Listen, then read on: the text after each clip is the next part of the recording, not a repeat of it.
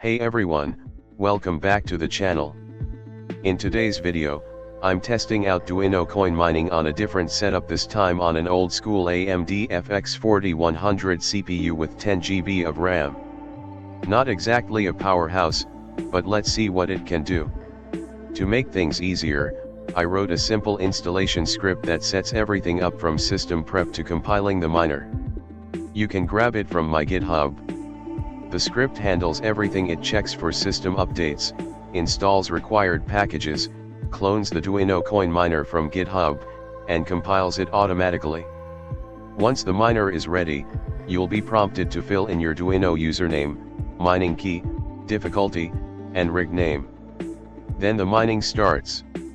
On this FX-4100 setup, I'm getting an average hash rate of around 13.19 megahash per second. Not bad for an older CPU. That's it for today's video. If you found this helpful, don't forget to like, subscribe, and check out the GitHub repo if you want to try it yourself. Thanks for watching. See you in the next one.